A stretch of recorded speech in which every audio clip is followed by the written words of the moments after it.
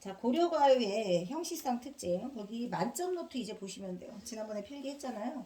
고려가요는 가장 큰 특징이 일단 민요적 율격을 어떻게 나타내고 있는가. 지금 아까 정리했던 것처럼 사러리라다와 똑같이 가시리 있고 글자 수 몇 글자예요? 3, 3, 2조. 동그라미 치세요. 삼음보 동그라미 치세요. 3, 3, 2조 삼음보. 자, 그리고 가장 중요한 거 후렴구 별표 치세요. 후렴구 밑에 분절체라고 적으세요. 분절체. 자, 고려가요 이전에 향가가 있었어. 근데 연이 나눠지고 절이 나눠지면서 그 절의 경계를 표시하는 후렴구가 나오게 됩니다. 그러니까 보통 보면 고전 문학은 시대 순서도 중요한데 그 갈래만이 가지고 있는 특징은 무조건 시험에 출제된다고 보시면 돼요. 절로 나눠지는 후렴구에 뜻은 없지만 흥을 돋우는 역할을 하는, 그 다음에 절의 경계를 표시하는 후렴구가 많이 나온다. 근데 이제 뜻이 있는 후렴구도 나중에 나오기는 합니다. 근데 거기 제목을 후렴구를 보시면 위 증질과 대평성대라고 나와 있어요. 자, 위 감탄사예요. 감탄사.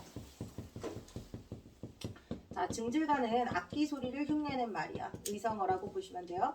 악기 소리 흉내낼 때 뭐 북소리 둥둥둥 뭐 이래가지고 제목을 동동으로 작품을 쓰기도 하고요. 증질 지링 뭐 요즘 우리가 악기 소리 흉내내는 말이 그때 당시에는 증질가 이런 게 있었다고 보시면 돼요.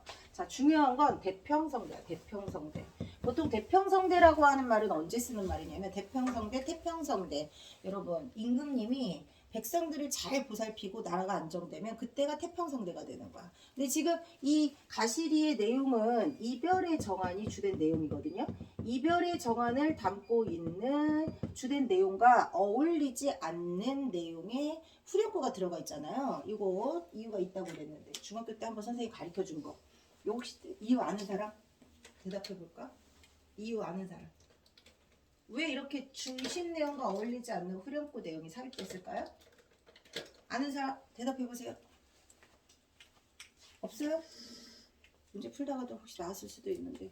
자, 고려가요는 고려시대 때 유행했잖아요.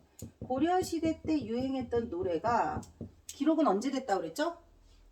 조선시대. 조선시대 훈민정음을 창제하고 난 다음에 이 훈민정음의 실용성 여부를 판단하기 위해서 여러 가지 다양한 창작물이 간행이 됩니다. 악학개법 악장가사 시용해갖고 그래서 거기에 이제 조선 건국의 정당성을 합리화시키는 아주 긴 장편 서사시 이런 것들도 쓰고요. 고려시대 때부터 유행했던 많은 사람들에게 알려진 노래들이 있을 거 아니야. 그러니까 이제 노래방에 가보시면 노래방 책에 그냥 엄청 노래들이 많이 수록되어 있잖아요.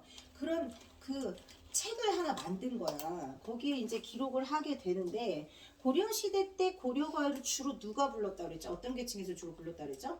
주로 평민들이 불렀다 그랬어. 그 제망매가 향가는 주로 어떤 계층에서 불렀다 그랬어요? 귀족적이라고 했습니다. 귀족 문학이라고 했어요. 평민들 사이에서 주로 불려졌던 노래라서 고려가요를 소교라고도 합니다. 소교. 속된 노래다라는 뜻이야. 그러니까 요즘으로 치면 대중가요를 통속적이라고 하고 대중적이라고 하거든. 근데 이때는 평민들이 부르는 노래는 소교, 귀족들은 경기체가 이런 것들을 주로 불렀어요. 근데 이제 평민들은 자신의 속마음을 아주 솔직하게, 아주 잘 이렇게 진솔하게 그리는 그런 노래들을 즐겨 불렀거든요. 가시리가 그중 이제 대표적이 되는 거고, 이런 노래를 불렀던 평민들의 정서가 조선시대 기록으로 남기게 되는 양반 유학자들에게는 정서에 맞지 않았던 거야. 기록을 조선시대 이 고려가요를 기록했던 사람들은 유학자들이었단 말이야. 유학자, 지편전 학자들이란 말이야. 그래서 이것을 노래를 불렀던 계층과 기록하는 계층의 정서가 각계서 다르겠어. 다릅니다. 다르다 보니까 이들의 정서와 이들의 정서가 맞지 않는 건 삭제하는 거야. 기록하는 사람 마음이죠. 내가 전달하고 싶지 않은, 기록하고 싶지 않은 내용은 삭제한다. 대체적으로 남녀 상열지사. 남자 여자 열렬히 사랑해 이런 뜻이야. 남녀 상열지사를 좋아했던 평민들은 노래 가사 속에 이런 내용들을 많이 넣었어요.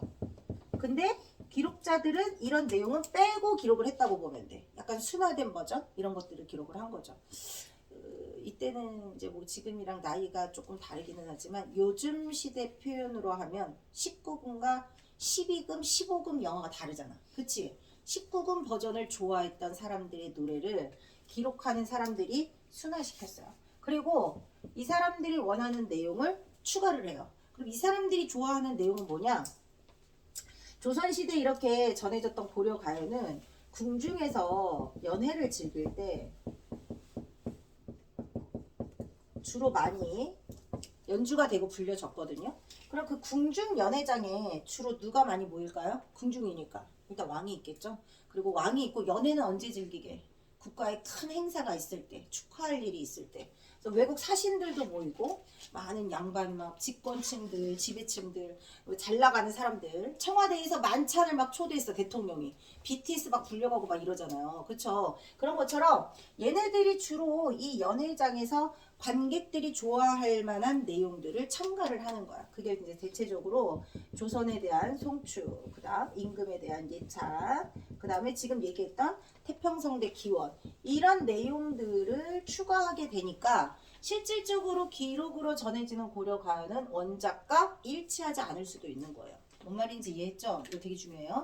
그래서 이별의 정환이었던 가시리에 태평성대와 같은 이런 단어들이 들어간 거야. 모든 고려가의 특징을 지금 설명하는 거예요. 이해됐죠? 그래서 후렴구 빼고 나머지를 율격을 보시면 가시리 세 글자, 가시리 세 글자, 있고 두 글자, 음보 표시해 보세요. 자, 세 글자, 세 글자, 두 글자 음보를 표시해 보시면 세 글자, 세 글자, 두 글자 옆에 남는 글자가 있죠. 남는 글자가 뭐예요? 나는. 선생님이 그 아래야 어떻게 읽으라 그랬어? 아로 읽어도 좋고 으로 읽어도 좋다고 했어요. 그러면 얘는 무슨 뜻일까요? 뜻이 없어요. 뜻이 없고 남는 자리에 음을 넣었다 해서 여음구가 되는 거예요. 여음. 자, 여음구 뜻 없어요. 왜 넣었을까요? 흥을 돋우기 위해서 넣었어. 그래서 조흥구라고도 해. 조흥구. 흥을 돋운다 이런 뜻이에요. 자, 3, 3, 2조 3음보 했고 3, 3, 2조 3음보 말고 이 단어들을 보시면 가시리 있고 그 다음 밑에 버리고 가시리 있고 요 구조도 반복돼요. 자, 저번에 예문으로 나왔던 청산별곡도 해볼까? 살얼이랐다. 청산에 살얼이랐다. 지난번 예문 정리했던 거 있죠. 거기 AABA 구조랑 여기 AABA 구조랑 그럼 이런 것도 있어. 형님 온다. 분고개로 형님 온다. 다 가락이 비슷해. 알았어? AABA 구조가 반복된다.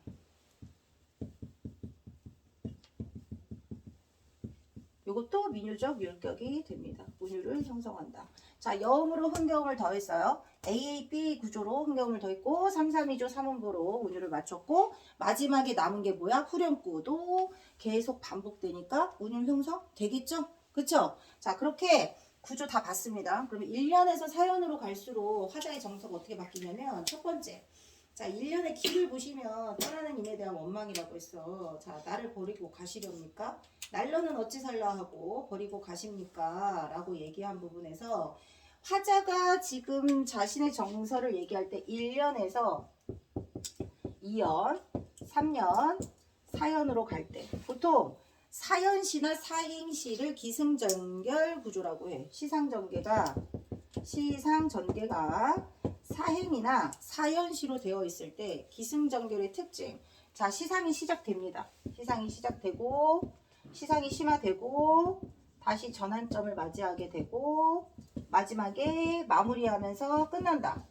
자, 시상전개 방법 기승전결 나왔고 지난번에 보였냐면 선경후정도 있어요. 선경후정. 그 다음 점층적도 있고 시간 순서도 있고 그 다음 공간이동도 있고 개념 정리할 때 나온 거 있죠? 자, 근데 요거에 이제 전통적으로 기승전결 많이 나오는 건 중국 한시의 영향을 받아서 고전 시가에 많이 나온다. 현대문학에서는 김소월 시인도 민요적 성격을 띠고 있는 시를 많이 썼기 때문에 기승전결 구조 많이 나오게 돼요. 그러면 이제 처음에 이별 상황이잖아. 이별 상황에 맞닥뜨리고 뭐 일단 기본적으로 슬픔은 다 깔고 간다 그러면 나는 이별이 너무 슬프고 두렵기도 하겠죠. 진짜 나를 버리고 가시렵니까? 라고 얘기하는 건 나를 버리고 가면 나는 어떻게 살라 하고 슬픔과 원망과 두려움이 계속 고조되겠죠? 쭉 고조됩니다. 고조되다가 전환점을 맞이하게 돼. 전환점을 맞이하는 부분이 어디냐면 잡사와 두얼이 만한 서남한 아니올세라. 자, 3년하고 사연은 현대어풀이로 내신 문제 가끔 나와요. 잡사와 붙잡고 체크해. 고전문학에서 특별히 현대어풀이로 선생님들이 시험 문제 많이 낸다 하는 것들 체크해 놓으셔야 돼요. 붙잡아 두고 싶지만은, 선하면, 서운하면, 아니올세라. 리을세라가 무슨 뜻이라 그랬죠? 리을세라. 리을세라 무슨 뜻이라 그랬어 선생님이? 뭐뭐 할까봐 두렵다. 뭐뭐 할까봐 두렵다. 아니 올까봐 두려워서. 보내고 싶지만, 이 사람을 붙잡고 싶지만 붙잡을 수 있어 없어? 못 잡아. 자, 그럼 잡사와의 주체는 누구예요? 화자. 왼쪽에 적어. 화자. 화자가 잡사와야. 그 다음에 선한 건 누구예요? 주체가? 임이에요. 임이 선하면 아니 올까봐. 이해됐어? 왼쪽에 적어. 자, 화자가 잡사와 두얼이 만한 주체. 그 다음 두 번째, 임이 선하면 아니 올까봐 두려워. 그래서 주체가 다르다. 주체는 누구인가? 그렇게 같이 해석을 하시고요. 슬프지만 꾹 참고, 참는다. 절제. 그 다음에 이별하고 싶지 않지만 붙잡고 싶어도 붙잡지 않고 보내겠다고 했으니까 이별을 대하는 화자의 태도. 선생님이 받아들이는 거 뭐라고 그랬죠? 체념이라고 그랬죠. 받아들이고 이별을 수용한다. 보통 이별을 수용하고 받아들이는 자세, 소극적, 적극적. 결석 한 번에, 지각 한 번에, 숙제는 제대로 해왔으려나 모르겠는데 일단은 빨리 체크요.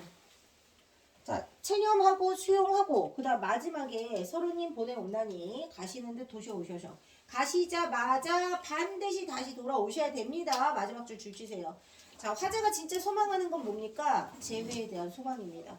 가시자마자 꼭 다시 돌아오시기를 바라면서 지금은 받아들이겠습니다. 돌아오세요. 마지막 줄에 화자의 소망이 직접 제시되어 있다.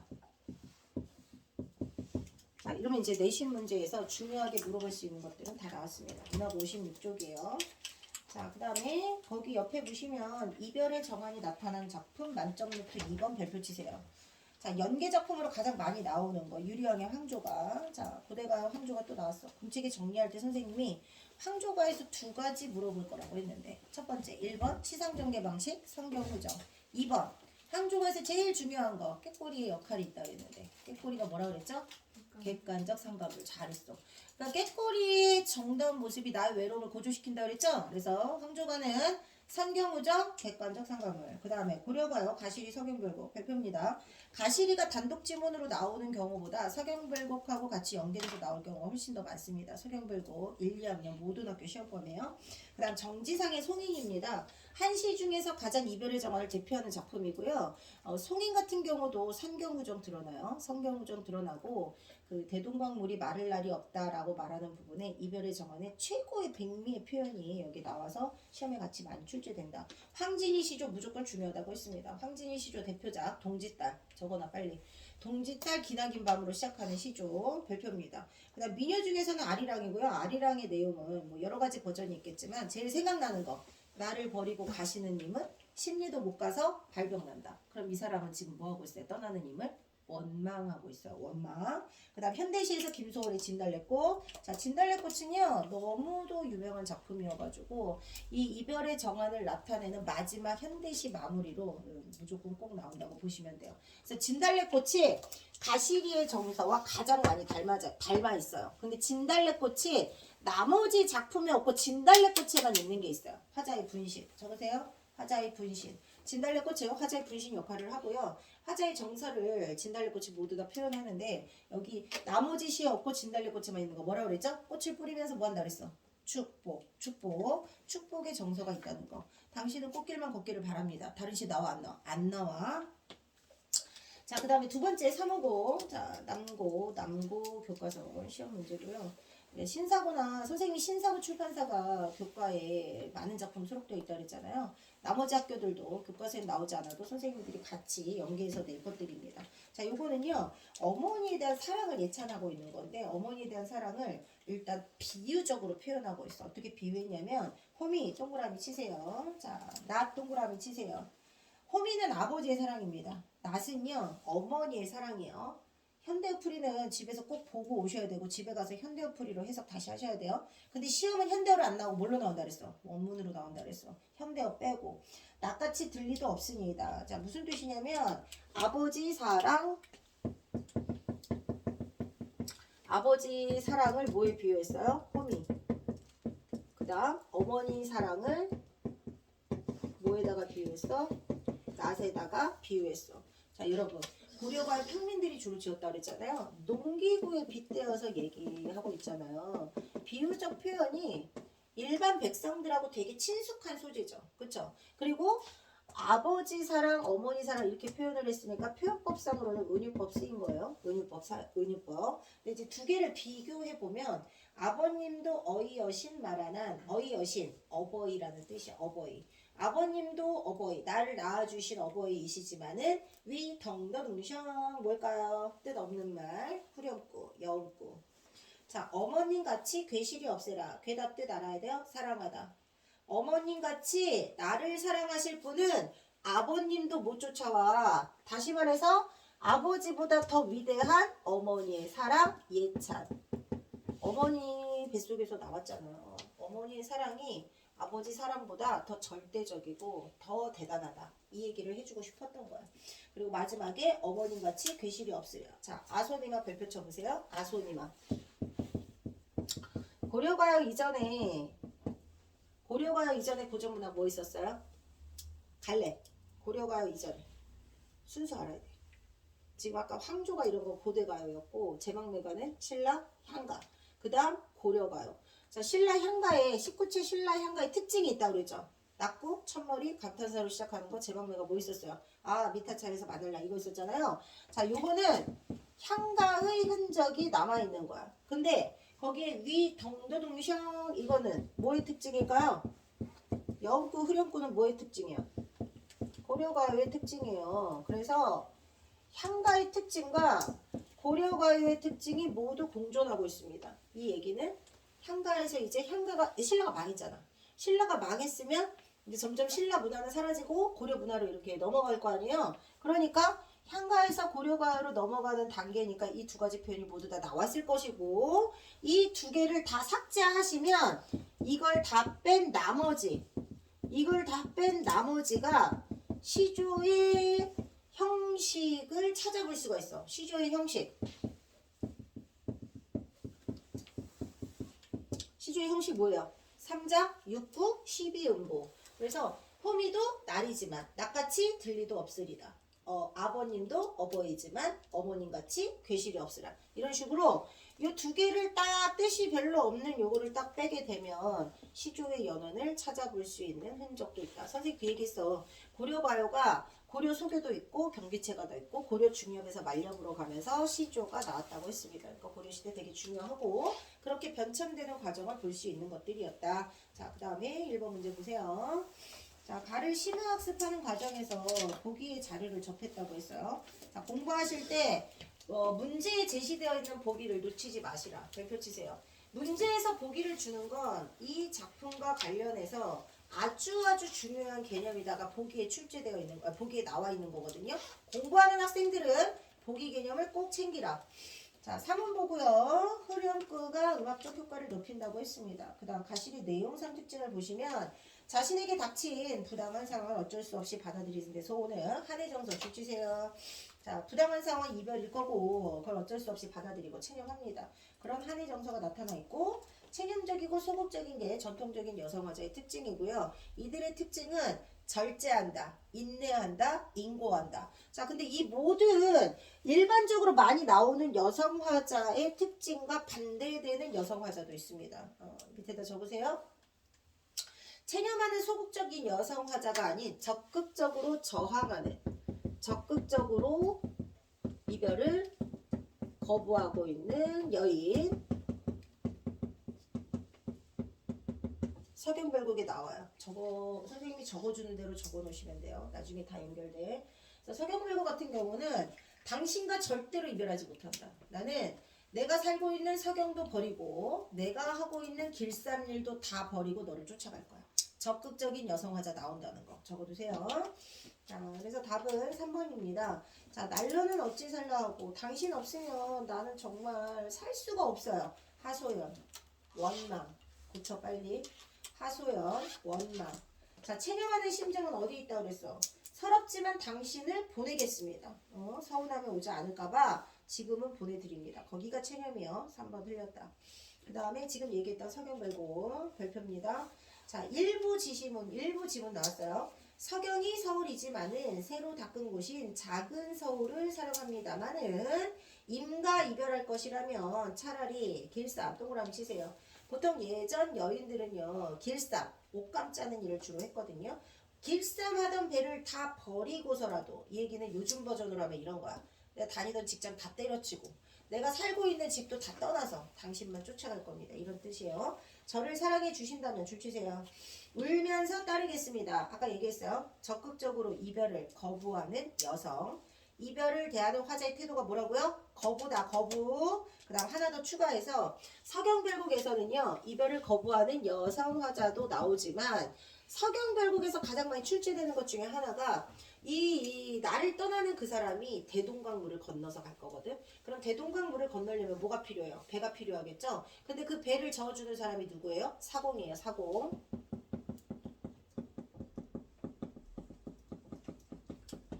자, 지금 이제 1학기 시험범위 이별의 정환을 드러내는 문학작품 수록되어 있는 시조, 뭐 가사, 고려가요, 현대시 이런 것들 다 배우겠지만 그 배우는 내용들 중에서 이 오지 않는 사람이 너무 보고 싶어서 막 그리워서 미칠 것 같다. 근데 그거를 이제 이런 버전으로 표현을 하는 거야. 어떤 사람은 집에서 기르고 있는 개새끼 때문에 이 사람이 안 오는 건가? 이렇게 원망하는 거예요. 우리 집 개가 내가 좋아하는 사람만 오면 막 캉캉 짖는 거야. 그리고 내가 싫어하는 사람이 오면 자꾸 꼬리를 살랑살랑 흔들어. 내가 생각하는 내 마음과 반대되는 강아지의 행동을 보고 있는 화자의 마음이 어떻겠어요? 걔가 너무 얄밉겠죠. 그래서 시조 내용에 개를 연화문이나 기르되 이렇게 나오면 오지 않는 사람을 원망하고 싶지만 걔한테 원망을 전가시키는 거야. 뭔 말인지 알겠지? 그런 것처럼 나를 떠나 대동강을 건너서 배를 타고 가는 내 님을 바라볼 때 내 님을 떠나가는 내 님을 원망하기보다는 내 님을 배에 싣고 가는 사공이 더 원망스러운 거야. 표현은 사공이 원망스럽다고 표현하고 있지만 사실은 나를 떠나가는 님을 직접적으로 원망하진 않는 거야. 아까 개새끼를 보면서 원망하는 마음과 똑같은 거예요. 그걸 뭐라고 하냐면 님에 대한 원망을 전가. 적어놨지. 뭔 말인지 알겠지? 와 진짜 엄마 때문에 시험 못 봤어. 아침에 왜 나 안 깨워줬어. 막 이러는 거. 자기가 잔 거잖아요. 자기가 공부 안 해서 시험 망친 거잖아요. 근데 엄마가 아침에 깨워줬으면 내가 시험 잘 봤다고. 예를 들면 이런 거야. 근데 왜 엄마한테 그렇게 하는 걸까요? 엄마가 만만하잖아. 엄마가 날 다 받아주잖아. 그리고 공부 관련해서 내가 힘들어할 수 있는 모든 것들을 엄마가 다 수용해주는 게 고린대예요. 엄마들을 다 이렇게 수용해주지. 그러니까 어떤 내 원망의 대상이 따로 있어. 하지만 그 사람한테는 원망을 할 수가 없는 거야. 내가 너무 좋아하고 너무 보고 싶은 그 사람. 왜 오지 않는 거니? 하지만 내 눈에 지금 보이는 어떤 대상에 원망을 전가한다. 요것도 이별의 정환을 드러내는 장소 중에 하나입니다. 서경별곡에서 이 두 가지 기억하시고. 자, 답은 3번이고요. 그 다음 3번 보세요. 문학작품 감상하는 방법이 크게 두 가지가 있어요. 내재적 동그라미, 외재적 동그라미. 중학교 때 열나 맨날 했던 거. 자, 내재적 관점은 절대론적 관점이라고 했습니다. 여러분, 학교 선생님들은 내신 문제 1학년 때는 무조건 암기 70% 이상. 암기 70% 이상 돼도 1등급 맞기가 힘들어요. 그러니까 중학교 때보다 고등부 1학년 내신은 200% 정도 암기력을 요합니다. 그래야 정말 그 1등급 간당간당 받을 수 있을까 없을까가 돼. 근데 지금 선생님이 필기해 준 거 내용 정리하라고 한 거 너무 잘하고 있어가지고 고등학교 가서 잘 나올 것 같아요. 이렇게 쭉 다 마무리 잘 하시면. 자, 그러니까 이제 암기를 할 때 절대론적 관점, 내재적 관점 작품 속에 있는 걸로만 감상하시면 돼요. 근데 이제 두 번째는 외재적 관점이잖아요. 세 가지 말해보세요. 지금 이거 시험 본 지 중학교 마지막 시험 본 지 얼마 안 됐으니까. 외재적 관점 세 가지. 1번 뭐죠? 반영. 뭘 반영하죠? 시대 반영론적 관점. 자, 시대를 반영한다. 반영론적 관점. 사실 그 조선시대 주로 불려졌던 이별의 정환을 드러내는 시조보다 고려시대 발표된 서경별곡 여성 화자가 적극적일 수밖에 없어. 그 역사 시간에 배우지 않았어요? 고려시대 때는 남녀 유별이 없었단다. 남녀 평등이었어요. 그리고 이제 똑같이 재산이나 이런 것도 전부 아들, 딸 구별 없이 다 평등하게 줬었고. 근데 조선시대 딱 넘어오면서 왜 남녀 유별, 심지어 남녀 차별이 된 거라 그랬지? 유교적 영향이 매우 커지면서. 그러니까 이제 집안의 최고 가장은 누구예요? 남자잖아요. 남자니까 남자가 집안의 중심. 선생님 맨날 강조했던 거 뭐예요? 각, 부, 장, 적, 남존여비가 부추김을 막 당하게 된 게 이제 조선시대 유교를 강조하면서라고 그랬잖아. 그래서 서경별곡에는 적극적인 여성이 가능했던 거예요. 되게 막 씩씩한 여자들 많이 나오거든요. 그 다음에 시대 말고 두 번째 작가는 뭐 한다고 그랬죠? 표현한다고 했습니다. 표현. 그러면 이제 현대문학에서 선생님이 작가의 주된 작품 경향 몇 가지 중요한 사람들을 알려줬고, 고전문학에서는 작자 미상의 작가는 누구라고 그랬죠? 작자 미상의 작가는 알 수 없는 대다수의 민중들. 그래서 그때 당시 민중들의 생각이 어땠는지를 작자 미상의 작품을 통해서 아 고려시대 때는 다 이랬겠구나 이럴 수 있는 거예요. 그래서 작가가 표현하려고 하는 거. 그 다음 세 번째는 뭐죠? 독자는 이 작품을 통해서 어떤 효용적 가치를 느끼게 되었는가. 자, 효용론적 관점에서 선생님이 힌트 있다고 그랬는데 효용론적 관점의 힌트가 뭐라 그랬죠? 독자가 느낀 점, 깨달은 점, 알게 된 점. 나는 이렇게 생각이 들어. 라는 거. 이런 건 효용론적 관점이라고 했다. 내신 문제용으로 하셔야 되고요. 자, 3번은 1번이 되겠습니다. 거기 호미하고 낫에 비유한 거 작품 속에서 찾을 수 있고요. 자, 그 다음에 예나 지금이나 가족 구성원 간에 갈등이 있었다는 거. 자, 2번은요. 갈등 자체가 틀린 겁니다. 그 다음에 어머니의 사랑을 노래한 후대의 많은 작품에 영향을 줬을지도 몰라. 이거는 뭘까요? 외제적 관점에 의해서. 그 다음에 4번 같은 경우는 외제적 관점이겠죠. 독자들이 이런 생각을 좀 했으면 좋겠다. 그 다음 5번 같은 경우도 작가는 농촌 생활을 경험한 사람일 거라고 추측해 볼 수가 있어. 작품 안에서 그 홈이나 낫 이런 것들이 모두 농기구에 해당하는 거니까 이것도 고려가의 특징이라고 할 수 있습니다. 자, 그 다음에 이제 4번은요. 별표 치세요. 실전 문제 4번. 이제 연계됐을 때 이 작품과 연계되는 이런 작품들이 어떤 특징을 가지고 있는지 딱 힌트가 되는 부분들이 있어요. 윤선도의 오후갑니다. 자, 구름 세모 치시고 바람 세모 치세요. 구름하고 바람은 비슷한 속성을 가지고 있는 자연물이에요. 자, 무슨 속성이냐면 자주 변하는 속성, 가변성. 적으세요. 자주 변하는 가변성. 사람들은 변하는 걸 좋아할까요? 변하지 않는 걸 좋아할까요? 변하지 않는 걸 좋아합니다. 자, 근데 구름빛이 좋다. 좋다가 깨끗하다의 뜻이라고 했지? 흰 구름이 막 하늘을 뒤덮고 있어요. 깨끗하겠죠? 근데 어디선가 검은 구름이 갑자기 막 몰려오는 거야. 그리고 바람 소리가 막 맑게 불다가 어느 순간 또 그치기도 하고. 자, 두 개의 속성이 뭐라고요? 자주 변하는 속성을 가지고 있는 자연물. 자, 좋고도 그칠 데 없는 거 줄 주세요. 좋고도 깨끗하고도 그치지 않는. 자, 늘 변하지 않는. 그 다음에 깨끗한. 물 동그라미 치세요. 이 물이 나는 좋더라. 자, 오후가는 교과서 수록 문제고, 이 시조는요, 그 자연물의 특징을 통해서 바람직한 삶이란 이런 걸 것이다 라고 노래하는 시야. 그래서 바람직한 삶에 대한 태도와 자세를 자연물을 통해서 배워보자. 이런 뜻, 연시조입니다. 자, 그 다음에 두 번째, 여기 나와 있는 시조 전부 시험 문제예요. 이 몸이 죽고 죽어 100번 고쳐주고 정몽주입니다. 백골이 진퇴되어 넋이라도 있고 없고. 자, 초장에서 중장으로 갈 때 화살표 하세요. 초장에서 중장으로 화살표 하시고 점층법, 과장법, 반복법 적으시고. 자, 내가 죽는 한이 있어도 근데 그 내가 죽는 걸 100번이나 반복할 수 없는데 과장해서. 근데 죽으면 다들 백골 사체가 되잖아요.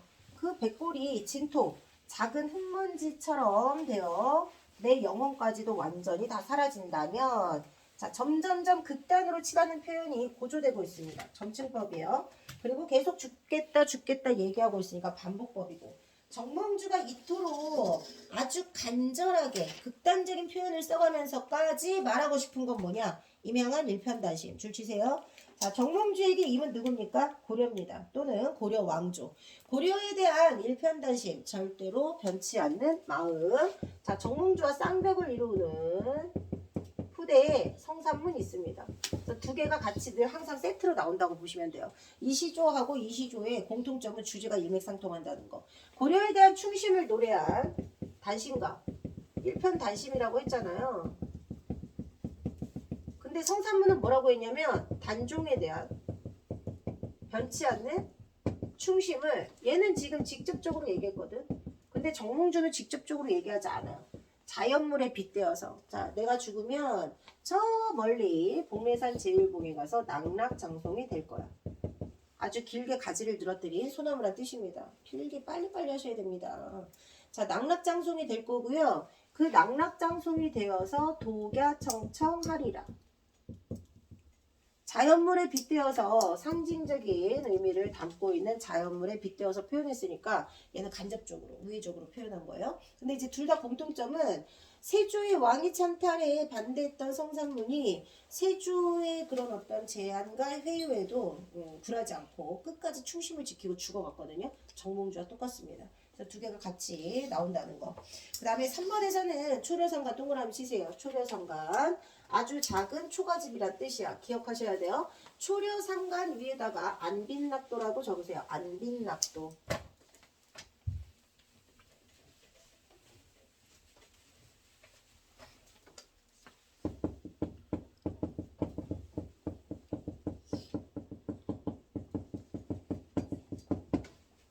자연에서 소박하게 편안함을 느끼며 즐거움을 느끼는 삶. 저번에 강호가도 알려줬죠? 강호가도 자연에서 즐기는 그 행복함을 주로 표현한 시에서 세 개의 주제가 나온다고 했어요. 안빈낙도, 안분지조, 무라일체. 그래서 보통 초려상관처럼 작은 초가집 이런 거 나오면 아 주제가 안빈낙도구나. 자연 친화적인 성격의 시구나.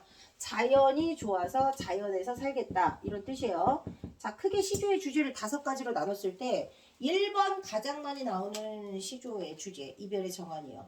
그 다음 두 번째 자연 친화하고 저기 절개를 나타냈던 단신가가 같이 세트로 두 번째라고 보시면 돼요. 자 근데 나 한 칸, 달 한 칸, 청풍 한 칸 맡겨놓고 나 동그라미, 달 동그라미, 청풍 동그라미, 강산까지 동그라미 치세요. 자 내 집은 너무 작아. 강산처럼 큰 자연은 내 집에 들일 수는 없어요. 소박하게 살고 있으니까. 대신 나하고 달하고 청풍 않고 한 집에서 살겠다고 했죠. 옆에 적으세요. 물아일체. 물아일체. 자연과 하나 되어서 행복하게 살고 싶어요. 근데 강산은 드릴 데 없다. 이유가 뭐라고 그랬어요? 강산은 너무 커서. 그림으로 표현하면 이런 거야. 자, 내 집에 나도 있고 달도 있고 청풍도 있어요. 나하고 달하고 청풍하고 같이 살고 있는데 집이 너무 작아. 이 집이 작은데 강산을 버릴 거냐? 버리지 않아요. 강산은 뒤에 마치 병풍처럼. 그래서 강산도 나와 함께 조화를 이루고 있는 자연물에 포함됩니다. 아시겠죠? 강산을 병풍처럼 둘러두고 보겠다는 독창적이고 기발한 발상이 돋보이는 시조. 자, 독창적이고 기발한 발상이 돋보이는 시조. 송순의 작품이었습니다. 자, 면왕정가가 가장 유명한 작품이고요. 시조도 많이 지었던 사람이에요.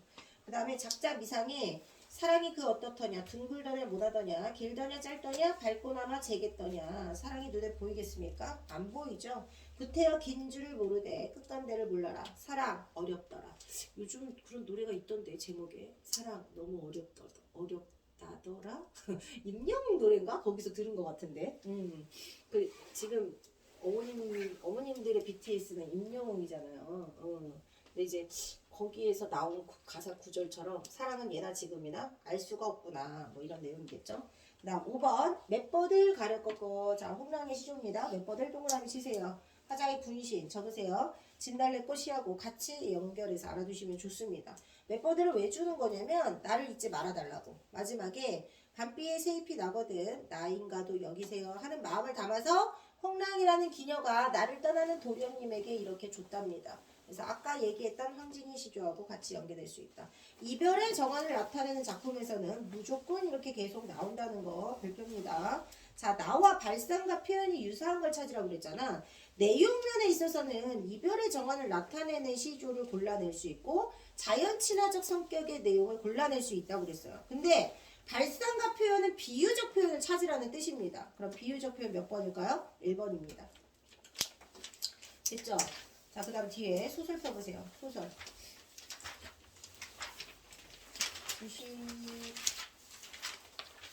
88쪽입니다. 88쪽 소설. 자, 88쪽 소설. 찾았죠? 자, 왼쪽에 나와 있는 개념들은 꼭 반드시 보시고 자, 작품을 보세요. 채만식의 태평천하. 개념 꼭 보셔야 돼요. 개념까지는 니들이 충분히 볼 수 있습니다. 88쪽에 태평천하 봤습니까? 채만식 풍자소설의 대가입니다. 자, 채만식 하면 뭐라고? 풍자소설. 자, 태평천하는요. 반어법. 일제강점기의 현실을 태평천하라고 일컫는 윤직원 영감에 대한 풍자소설이다. 한 줄 요약입니다. 장편소설이라 길어. 자, 그래서 윤직원 영감이 친일 지주 계층의 전형적 인물이라고 나와 있잖아요. 근데 윤직원 영감의 행동을 묘사해 놓은 부분이 있어. 팔을 부르거든 주먹으로 방바닥을 땅 치면서 성난 항소가 영각을 하듯 고함을 지릅니다. 오죽이나 고마운 세상이요. 제거 지니고 앉아서 편하게 살 태평한 세상. 이걸 태평천하라고 하는 것이요. 태평천하 하면서 마지막에 말을 끝맺지 못하는 이유가 있어요. 자, 윤직원 영감은요. 친일 지주의 전형이라고 했잖아요.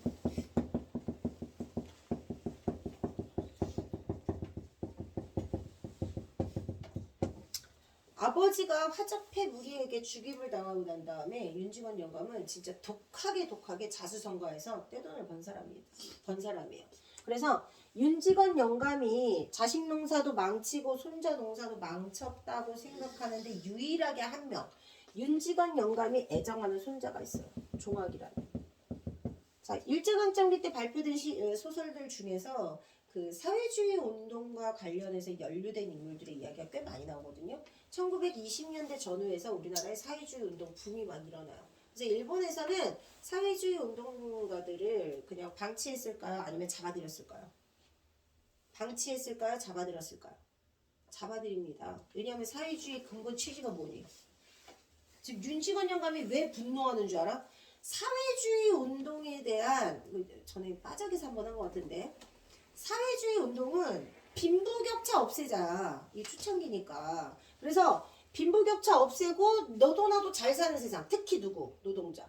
그래서 대지주의 땅, 그다음에 이제 돈 많은 부자들의 돈 다 국가에서 관리하고 어떻게 평등하게 골고루 나눠주자. 뭐 이거잖아. 근데 그런 세상은 오지 않아요. 그런 세상이 왔으면 벌써 지구상의 역사가 달라졌지. 근데 종학이라는 할아버지 온갖 그 총애를 받는 이 종학이 일본에 유학 중이거든요. 근데 사회주의 운동을 하다가 감옥에 가게 됐다는 전보를 받게 돼. 그래서 온 기대를 한 몸에 맡고 있는 종학이 감옥에 가는 것으로 이제 윤직원 영감이 분노하고 내가 너를 그렇게 믿었건만 돈도 다 그렇게 보내주고 이렇게 하면서 이제 나는 망했나 막 분노하면서 끝나는 그런 이야기입니다. 자, 그 다음에 인물 제시 방법 별표 치세요. 꼭 아셔야 돼요. 자, 직접 제시는요. 서술자가 직접 자, 성격, 댐댐이, 심리 이런 것들을 직접 제시해 줄 수 있고요. 간접 제시는 보여주기 방식인 이유가 극적 제시이기 때문에 그래요. 극적 제시. 자, 인물의 행동이나 대화, 줄쳐. 인물의 행동, 대화, 외양, 묘사 등을 통해서 인물의 성격을 보여주기도 합니다. 자, 작품을 보면 이문구 씨의 유자소전인데요. 주인공 유자의 성격과 댐댐이가 직접 제시되어 있는 부분이요. 성격이 밝고 깔끔하다. 그 다음에 생각이 깊고 침착하다. 성품이 곱고 굳다. 이거 전부 직접 제시다. 자, 이문구 씨의 유자소전은요. 유자라는 인물이 1970년대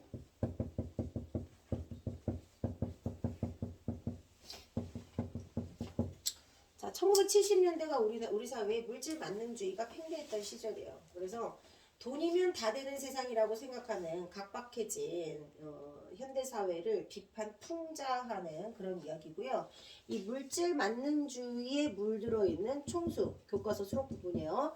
자, 돈 많은 총수가 사람보다 돈, 그러니까 이제 자기 집에서 키우는 비단잉어가 막 죽으니까 누가 비단잉어를 죽인 거야 막 이러면서 이제 난리를 쳐요. 근데 이런 총수를 비판, 풍자하는 이야기. 근데 누구의 입을 빌려서? 유자의 입을 빌려서 이렇게 쓰는 이야기입니다.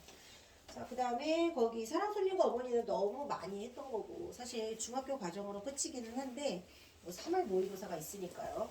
사랑손님과 어머니가 계속 나오는 이유가 있어. 사랑손님과 어머니가 나오지는 않더라도 사랑손님과 어머니에서 다루는 주제, 그리고 사랑손님과 어머니에서 선생님이 가장 중요한 건 뭐라 그랬죠? 서술상의 특징. 서술상의 특징에서 1인칭 관찰자 시점. 아, 선생님 그 얘기 했나? 선생님이랑 이렇게 예비반 때 수업했던 내용이 그 모의고사에 완전 직방으로 나올 때가 있다고 그랬어요. 그 1인칭 관찰자 시점으로 가장 많이 출제율 높은 분 중에 윤흥길 씨라고 있거든요. 근데 이제 작년에 나왔으니까 올해는 아마 안 나올 거예요.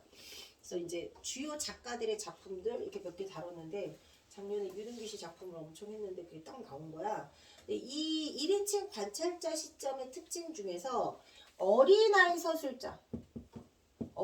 서술자를 설정하는 이야기가 소설에 자주 나온단다.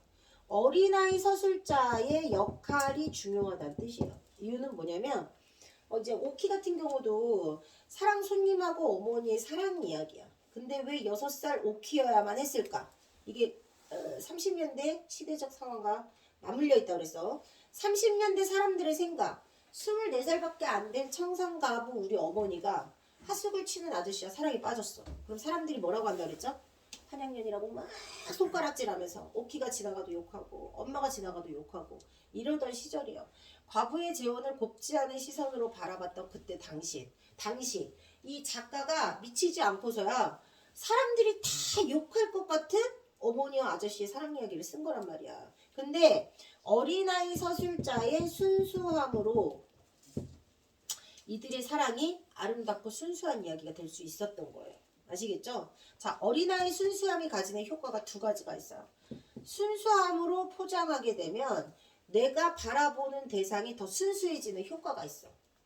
순수함이 더 강조되는 효과가 있는데 진짜 작가의 의도가 어린아이의 순수한 눈으로 바라봤을 때 어른들의 잘못이 더 부각되는 효과가 있어요.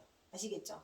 비판 의도를 좀 더 강조하기 위해서 순수한 어린아이 서술자를 많이 등장시킨다는 거. 아까 뭐라 그랬어요? 윤은기 씨 같은 경우. 윤은기 씨 같은 경우는 그 전쟁 당시 시대적 배경으로 전쟁의 고통과 아픔, 아니면 그때 전시 상황에 전쟁 끝나고 난 다음에 우리나라가 미군정 시기였잖아요. 뭐 껍빛단리라든지 뭐 그 어떤 상황에서도 나라가 위태로운 지경에서 나만 살아남아야 돼 하면서 크게 힘이 있는 사람들한테 막 기생하는 이런 기회주의자들 있잖아요. 그런 사람들의 이야기를 다룬다든지. 그래서 비판 풍자하려는 의도가 있을 때에는 어린아이 서술자가 잘 나온다는 거 꼭 같이 기억하시고 30년대 가치관과 맞닥뜨려지지 않는 좀 약간 사람들의 것에 저항이 있을 것 같은 내용이었지만 아름답고 순수한 사랑 이야기로 사람들에게 널리 호평받는 작품이다. 자, 그 다음에 이제 오른쪽에 현진건의 운수 좋은 날 보세요. 자, 현진건의 운수 좋은 날은 중학교 교과서에 원래 수록되어 있었는데 한 번도 학교에서 선생님들이 요거를 다루지를 않더라고. 시험 범위에 넣으면 참 좋은데. 자, 현진건 작가 무조건 시험에 나옵니다.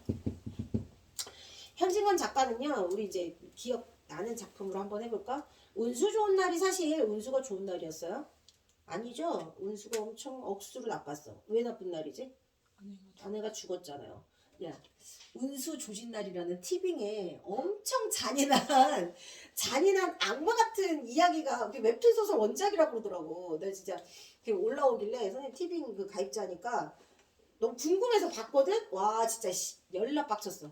다 공개가 아니더라고. 10부작인데 6부까지만 딱 나온 거야. 거기서 그 누구지? 유연석 알아요? 얼마나 스윗하고 멋있어. 그 슬기로운 의사생활에서 세상 천사 같은 그 의사 선생님.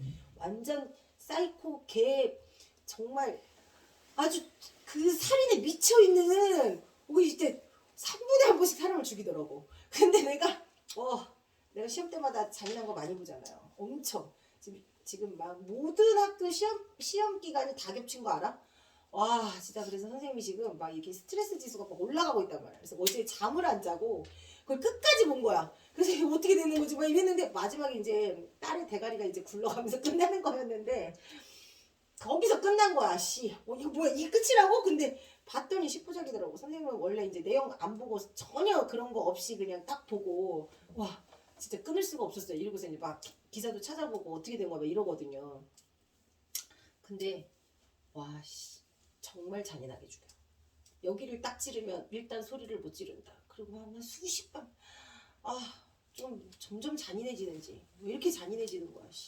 택시기사 데리고 목포까지 가면서 택시기사 딸을 죽이고 마지막에 택시기사가 자기 딸을 살리려고 모든 걸 다 했거든. 모든 미션을 다 수행하고 끝까지 신고도 안 하고 그리고 결국은 마지막에 그 자기가 서울부터 가지고 왔던 애지중지였던 트렁크에서 딸의 대가리를 꺼내주는 거야. 이렇게 뽁뽁이로 싹 서울부터 우리랑 같이 왔어 이러면서 웃으면서 그걸 딱 주는데 이 남자가 막 오열했거든. 와 내가 이렇게만 얘기했지만 잔인할 것 같지? 열나 잔인해. 진짜 잔인해.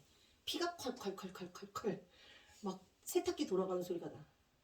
거기서 세탁기 돌아가는 그 횟집에 가면 수조처럼 생긴 그거 뭐 있죠?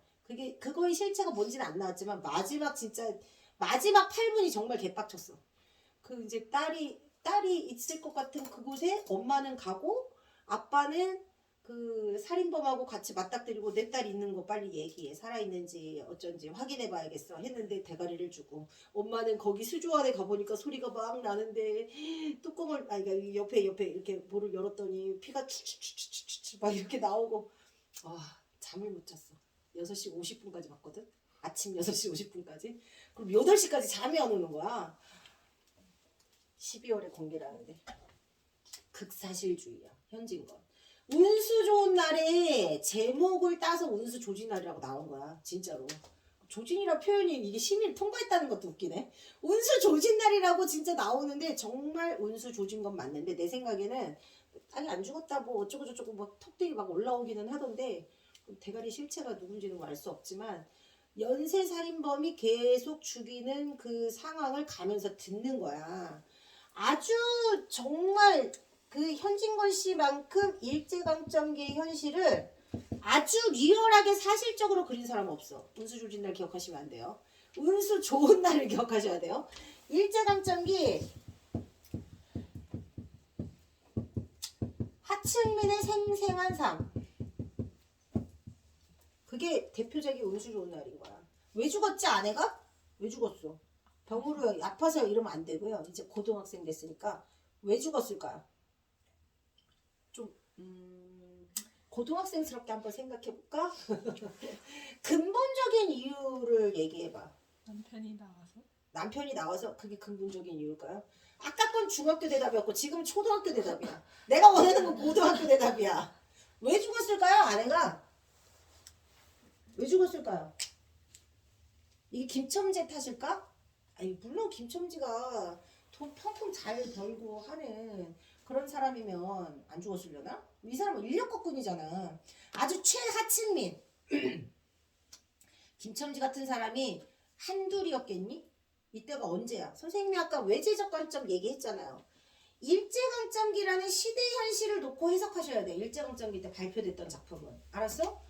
김첨지가 이렇게 열나 찢어지게 가난하게 사는 이유는 뭐야? 나라가 망했기 때문이에요. 나라가 망했기 때문에. 근데 나라가 망한 건 개개인의 잘못이 아니잖아.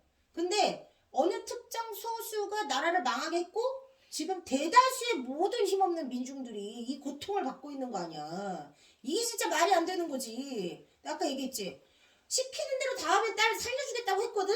그러면서 마지막에 사악하게 웃으면서 그 말을 믿었단 말이야? 뭐 이러면서 와 진짜 소름. 여러분 그 진짜 연기가 절어 미쳤어.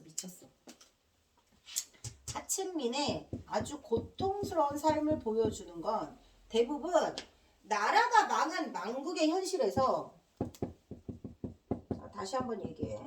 일제강점기에 발표됐던 작품들은 반영론적 관점으로 해석을 하시고 작가가 표현하려는 게 뭔가를 찾으셔야 돼요. 알았죠? 출제율이 이게 왜 높냐면 지금은 일제강점기는 아니지만 일제강점기 때보다 더한 고통에 막 빠져있는 하층민 지금 없을까요? 있을까요? 없을까요? 있어요. 니네는 잘 사는 애들이라 몰라서 그렇지. 아주 고통받는 하층민들 지금도 있어. 빈도격차가 너무 심하기 때문에. 그래서 하층민의 고통은 나라가 망했는데 이들을 지켜줄 사람이 있을까? 그래서 마지막에 김첨지가 울부짖으면서 끝나잖아. 어? 왜 처먹지를 못하는 거야? 눈가를 바로 뜨지 못해 막 이러면서. 김첨지 침대래잖아. 엄청 입은 거칠지만.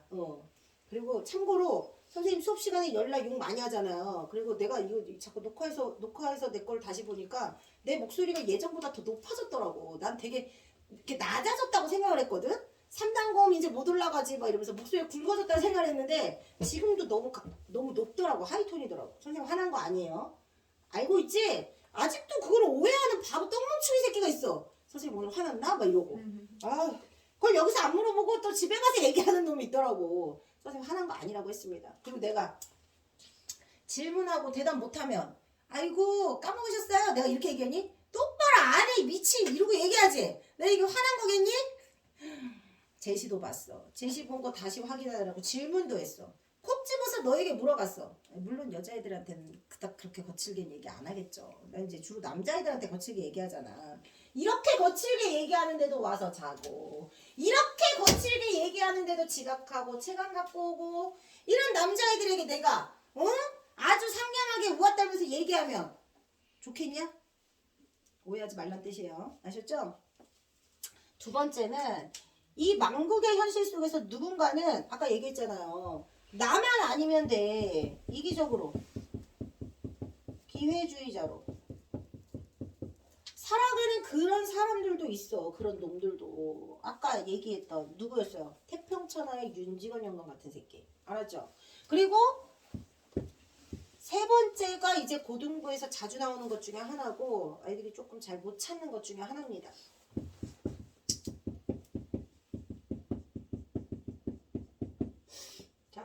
이 나약한 지식인으로 살아간다는 거는 뭐냐면 나라가 이렇게 망했는데도 그 치숙 기억나요?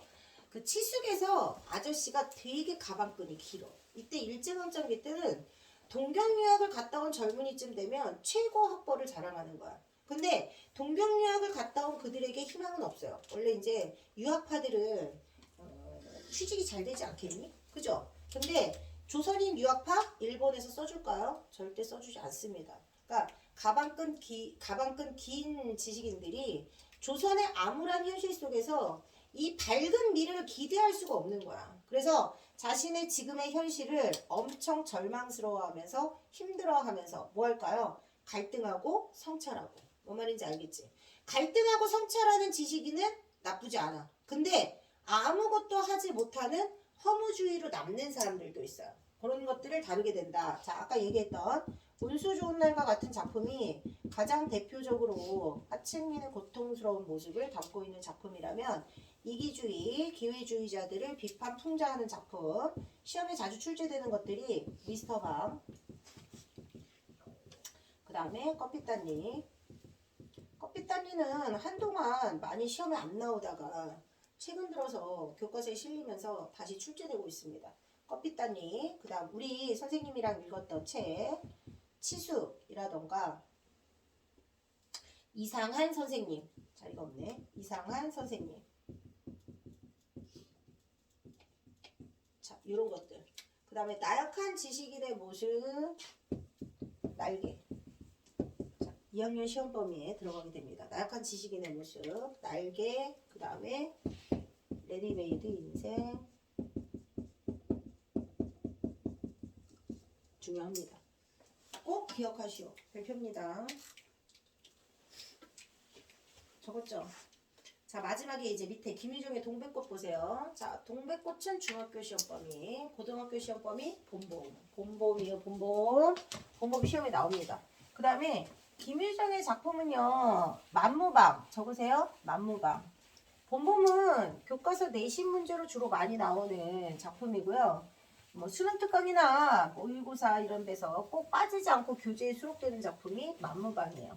자, 그럼 이제 선생님이 아까 얘기했던 만국의 현실에서 이와 같은 유형의 작품 말고 또 어떤 게 있었냐? 김유정만의 독특한 영역이 있어요. 김유정 작품의 가장 큰 특징.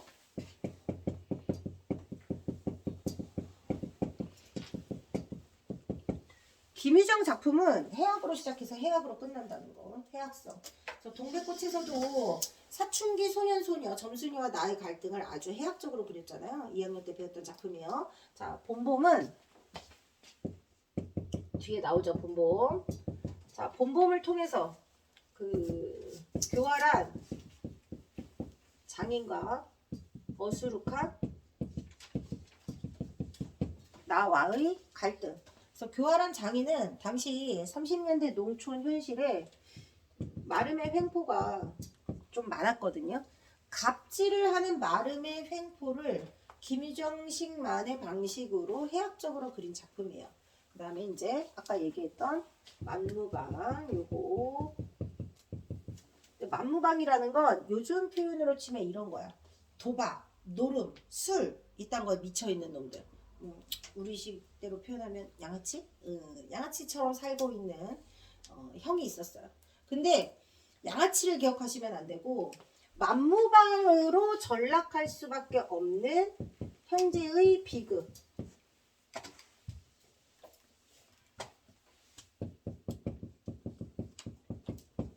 그러니까 사실 도박빚, 노름빚, 농사를 지어도 뭐 남는 게 없는 거야. 그래서 형은 빚을 갚지 않고 밤에 야반 도주를 해요. 그래서 여기저기 막 이렇게 도망을 다녀. 그다음 동생은 되게 성실한 농사꾼으로 일을 하면서 살아가는데 어느 날 형이 자꾸 그 논에 있는 벼가 없어지는 사건이 발생을 하니까 이 사람이 오해를 받는 거야. 이 사람이 훔쳐가는 걸로. 그래서 내가 억울하다. 내가 그 도둑놈을 잡겠다. 그래서 몰래 잠입하고 있다가 벼집단을 훔쳐가는 그 도둑놈을 잡으려고 이렇게 있는데 알고 봤더니 동생이 자기 논에서 경작했던 그 벼들을 이렇게 추수를 해가지고 탈곡하고 곡식을 이렇게 막 하는 게 아니라 밤에 몰래 훔쳐가는 거야. 잡고 보니까 동생인 거야. 자, 어떤 사연이냐면 농사 지은 걸 수확하고 난 다음에도 내가 먹고 살 게 남지를 않고 오히려 빚만 남는 거예요. 여기저기 다 뺏기는 거야. 자기 땅에서 농사 지었을까요? 남의 땅에서 농사 지었을까요? 남의 땅을 빌려서 농사를 지으니까 농사 지은 걸로 빚 갚고 여기저기 뜯기고 하니까 오히려 그거를 추수해가지고 여기저기 뜯기느니 차라리 수확을 안 하는 거예요. 근데 이제 먹고는 살아야 되잖아. 그래서 자기가 농사 지은 그 논밭에 가가지고 밤에 몰래 가져다가 먹는 거야. 자, 여기에서 얘기하고 싶은 건 뭐냐? 일제강점기에 성실하게 살아서는 먹고 살 길이 막힌 그런 안타까운 현실. 어디에 속해? 1, 2, 3 중에서 여기에 속하는 거야. 근데 운수 좋은 날에 현진권은 아주 리얼하게 사실적으로 그렸다고 했잖아요. 그래서 김첨지가 진짜 설렁탕 한 그릇 가지고 와가지고 막 빈방에 막 시체 썩는 냄새, 아이가 막 엄마 빈자들 막 빨았던 거 막 설렁탕 갖고서 막 울면서 막 이러는 거 아주 사실적이란 말이야. 근데 만무방은 웃긴데 씁쓸한 거야. 웃을 수가 없는 거야. 너무 안타까운 현실에서. 그래서 만무방으로 전락되고 많은 일제강점기의 하층민들의 그런 어떤 모순된 상황을 재미있게 우스꽝스럽게 그렸다. 요거랑 되게 비슷한 작품으로 금따는 콩밭도 있다. 지금 소개한 작가들 중요하니까 꼭 기억하시고. 자, 답 맞출게요. 체크 문제. 자, 1번.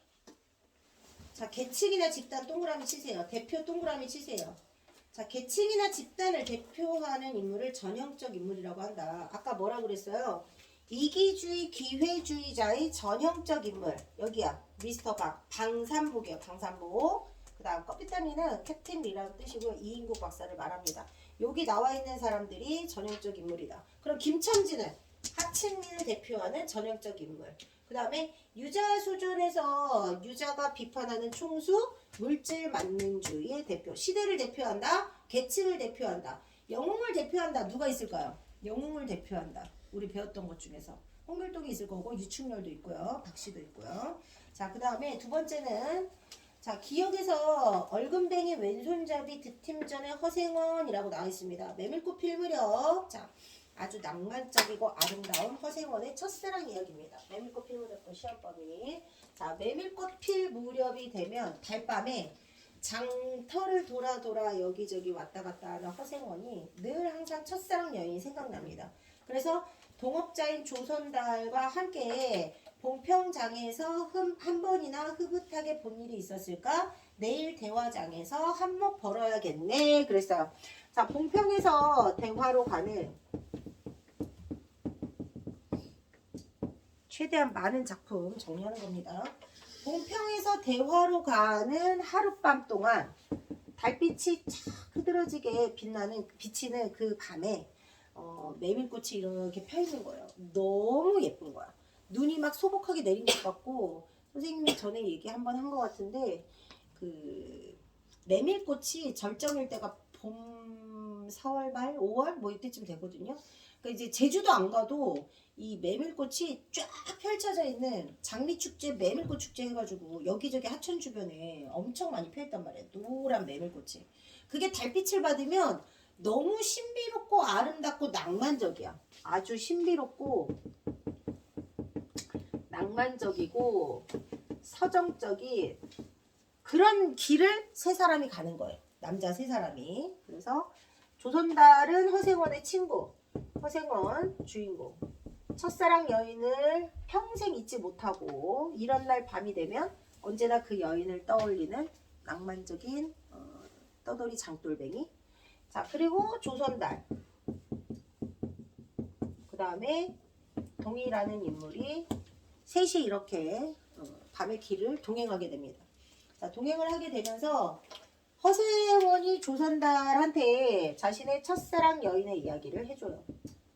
그 다음에 동희가 허생원에게, 허생원은 조선달에게, 동희가 허생원에게 동희 어머니에 대한 이야기를 해줘요. 동희 어머니. 근데 잘 이렇게 조합을 해보니까 여기 나오는 여인과 여기 나오는 여인이 동일 인물인 거예요.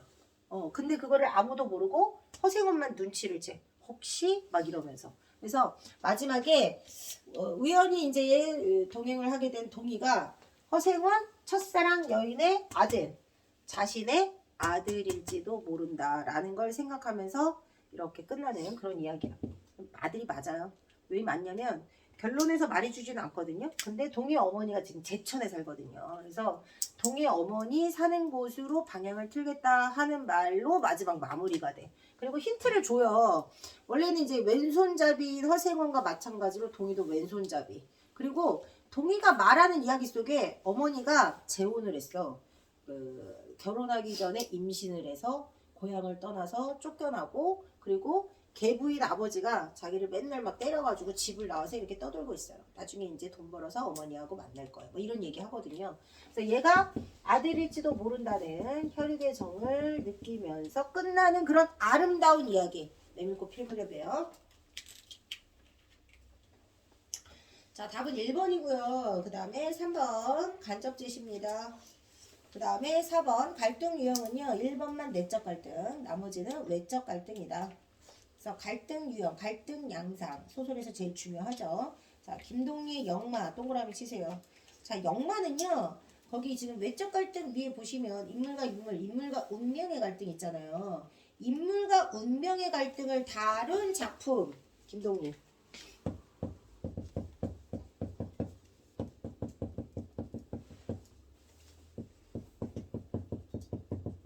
자, 여기서 말하는 운명이라는 건 역마가 역마살이라는 말의 줄임말이거든요. 역마살은 이런 거야. 한 곳에 정착하지 않고 여기저기 계속 떠도는 사람. 이게 진짜 막장 드라마 중에 막장 드라마예요. 뭐 읽은 적이 있었나? 없었나? 그러니까 주인공 성기가 있어요. 그때 보기를 보세요. 자, 주인공 성기가 출생 이전에 할머니와 어머니에게 있었던 만남들이 성기의 삶을 결정짓는 필연적 요소가 된다. 이게 무슨 뜻이냐면 그 성기 어머니도 성기 할머니도 할아버지들이 역마살이 있어. 그래서 가정을 일구고 집에서 가장으로 오순도순 행복한 그런 삶을 꾸리는 게 아니라 임신만 시키고 도망간 거예요. 쉽게 얘기하면. 그렇게 돌고 돌아서 내 아들인 성기마저 우리 집안 대대로 역마살이 있는 운명을 타고난 아이로 만들 수는 없다. 그래가지고 바구니 이런 거 알죠? 뭐 이렇게 걸러서 쓰는 채 있잖아. 채. 바구니 소쿠리 채 이거 채를 파는 채장수가 성기 어머니가 이제 막 주막 같은 걸 하거든. 근데 채장사가 딸과 함께 여기 이제 하루를 머무르게 되는데 그 여자애가 너무 예쁜 거야. 우리 아들하고 딱 짝을 지어주면 너무 좋겠다. 그래서 역마살이 없어지고 단란한 가정, 행복한 가정 일구기를 바랬는데 둘이 사랑에 빠진 거예요. 그래서 둘이 사랑에 빠져가지고 너무 다행이다 싶었는데 알고 봤더니 그 막장 드라마에서 뚜둥뚜둥 막 하면서 나오는 거 있죠. 성기 엄마한테는 사마귀가 하나 있었거든. 근데 그 채장사 딸에게도 사마귀가 있는 거야. 알고 봤더니 둘이 어머니는 다르고 아버지는 다르고 어머니는 같은 아니 반대죠. 서로 이복 자매였던 거야. 그러니까 족보가 꼬인 거지.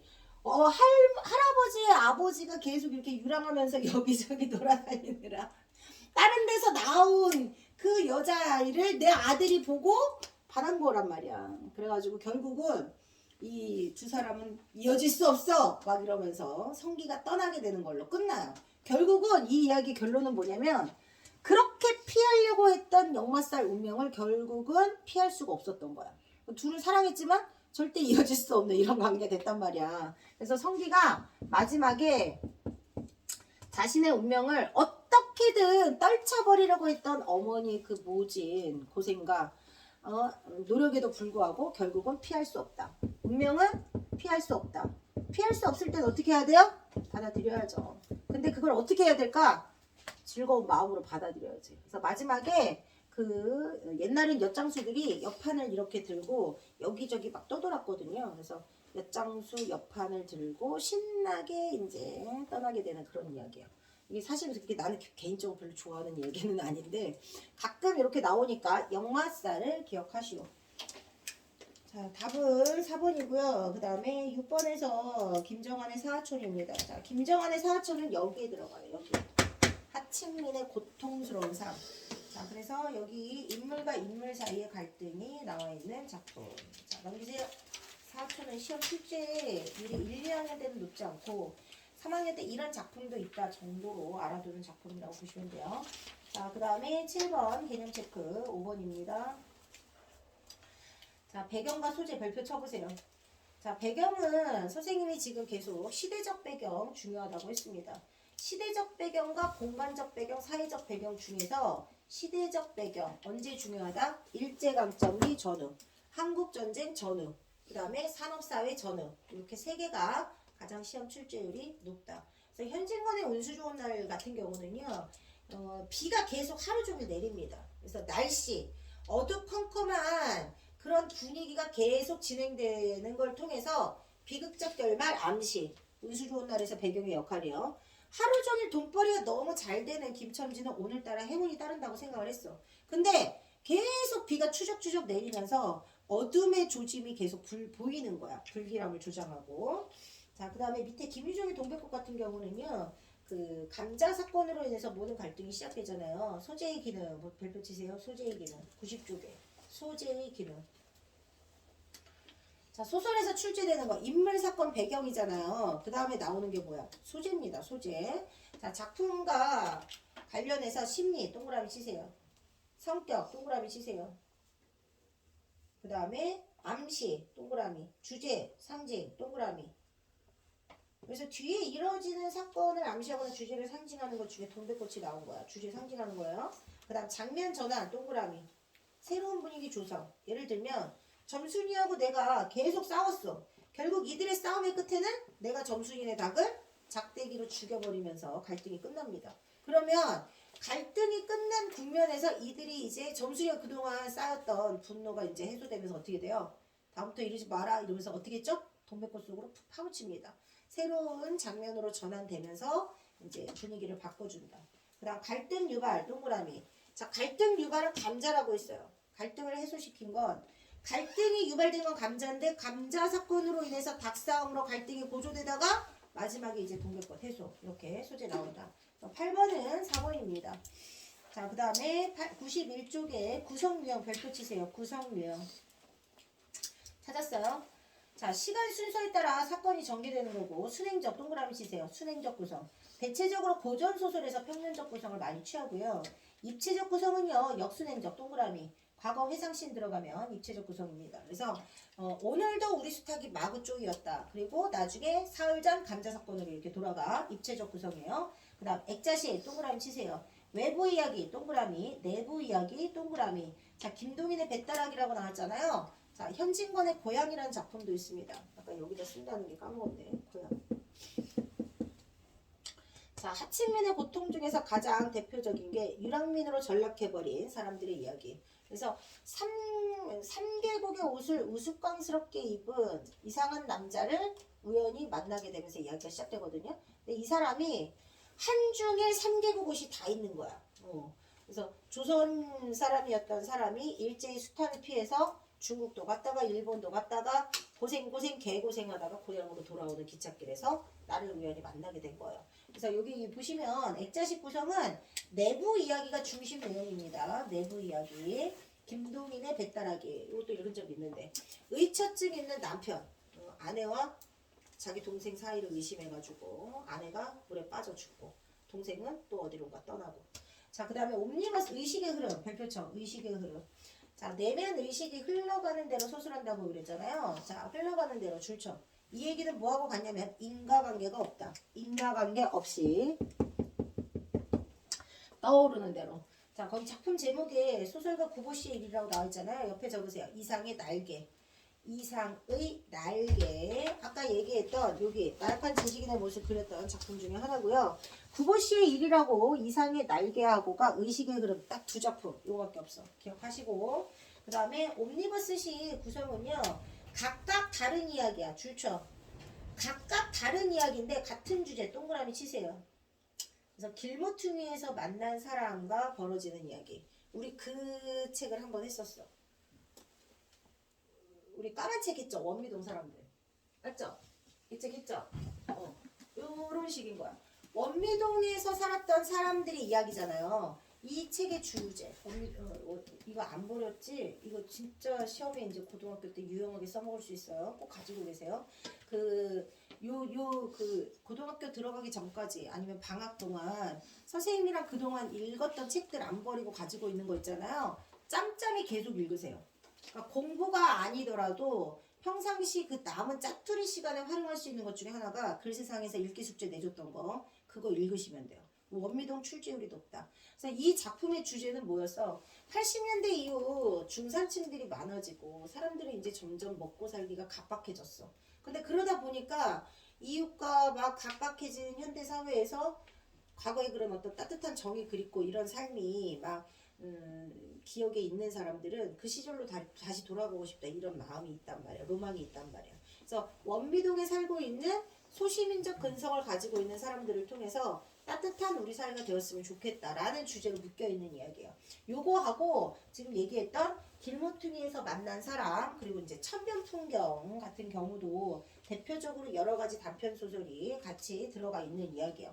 근데 이제 차이점이 뭐냐면 옴니버스 구성은 다른 사람들이 등장한다고 그랬잖아. 근데 피카레스크식 구성은요. 동일한 인물 동그라미죠. 동일한 인물. 동일한 인물이 여러 가지 이야기 줄치세요. 여러 가지 이야기. 예를 들면 이런 거 있어. 요즘은 조금 그런데 선생님이 최근에 막 빛나는 워터멜론 막 이런 거 엄청 보면서 막 흐뭇해하고 아유 진짜 멋진 청년이야 막 이런 거 봤거든요. 근데 이제 예를 들면 주 2회씩 이야기 에피소드가 약간씩 서로 다른 주제거리지. 뭐 예를 들면 소제목에 1 뭐 너는 뭐 2 뭐 이런 식으로. 그리고 요즘은 무인도의 디반가 박은빈이 노래를 너무 열려 잘해가지고 지금 막 어른들이 엄청 막 핫하게 열광하고 있거든요. 거기 보면 에피소드 1, 에피소드 2 이런 식으로 나가. 근데 에피소드 1, 2의 소제목이 있지만 다 다른 에피소드를 다루고 있지만 다 동일하게 누구 이야기야? 주인공 이야기잖아요. 이런 게 이제 피카레스크식 구성이야. 근데 옴니버스는 아까 뭐라고 그랬어요?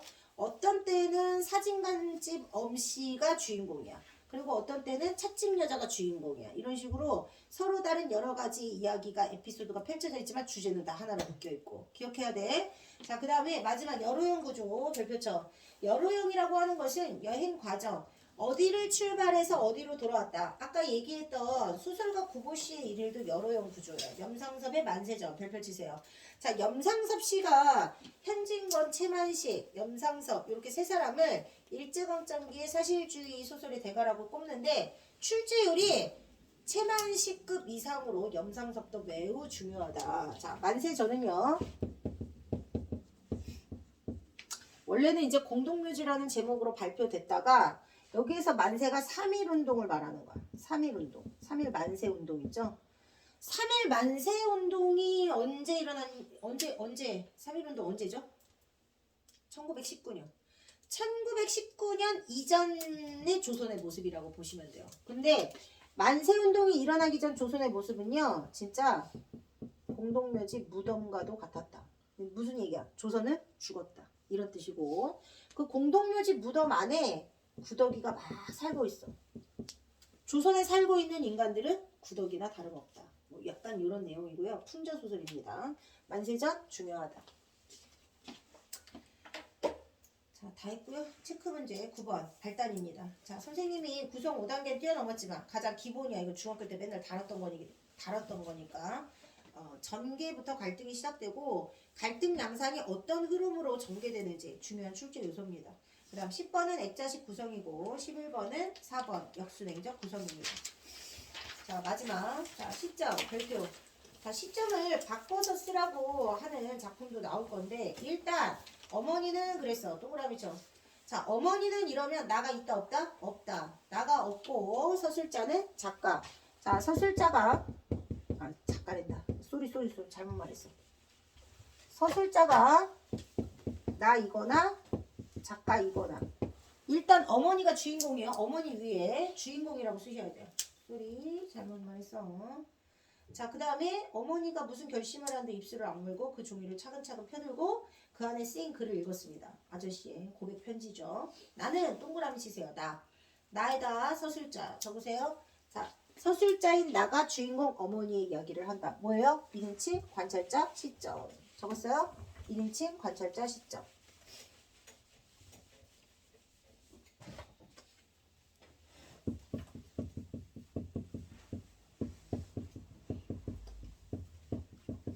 자, 1인칭 주인공 시점 같은 경우는 나가 나의 이야기를 해주는 거니까 가장 인물과 독자들 사이의 거리감이 가장 가깝게 느껴지는 게 1인칭 주인공 시점이에요. 그 다음에 1인칭 관찰자 시점은 나가 나의 심리를 서술할 수 있어. 오키가 나의 심리를 서술할 수 있지만 인물들의 심리까지는 서술할 수 없어요. 그래서 객관적.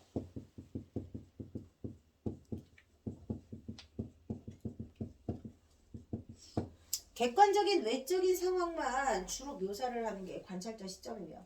등장인물인 나가 인물들의 외적 상황만 묘사할 수 있다. 나머지는 독자들이 상상하시면 돼요. 자, 그 다음에 이제 작가는 관찰만 하는 입장이 될 수도 있고 모든 걸 다 아는 전지적 시점이 될 수도 있어요. 자, 관찰자니까 객관적 서술만 할 수 있다. 같은 말이야. 관찰자는 그런 뜻이야. 근데 이제 차이점은 뭐야? 글 속에 등장하는 인물이 서술할 때하고 글 밖에 있는 작가하고 조금 더 친근감 있게 느껴지는 건 뭐겠어? 글 속에 있는 등장인물 관련자. 이 주인공과 관련자가 이야기해 주는 게 조금 더 거리감이 적게 느껴지겠죠. 인물과의 거리감이 가장 멀리 느껴지고 또는 가장 객관적 입장으로 서술하는 시점이기 때문에 나머지 서술자가 보여주지 않는 모든 내용들은 독자들이 상상하면서 읽으면 돼요. 가장 많이 상상력을 자극하는 시점이 작가 관찰자 시점. 그럼 이제 전지적 작가 시점은 뭘로 출제하냐? 일단 다 알고 있으니까 객관적 외적 상황에다가 플러스 모든 것을 다 이야기해 줄 거예요. 자, 예를 들면 그 모든 것 안에는 인물의 심리, 그 다음에 사건의 정황, 또는 인물에 대한 작가의, 서술자의 주관적 생각까지, 주관적 개입. 작가의 생각이 주관적으로 개입되어서 모든 것들을 다 작가가 의도한 대로 다 얘기해줘. 그러니까 독자들은 작가와 동일시된 생각을 해야지 상상할 필요가 없어요. 알았어? 상상의 여지를 주지 않고 모든 자신의 주관적 견해까지도 다 얘기하는 전지적 작가 시점은 그래서 고전소설에 많이 나온다. 고전소설에 많이 나오고, 그래서 고전소설에서 만약에 서술상의 특징을 물어본다 그러면 서술자의 개입, 편집자적 논평,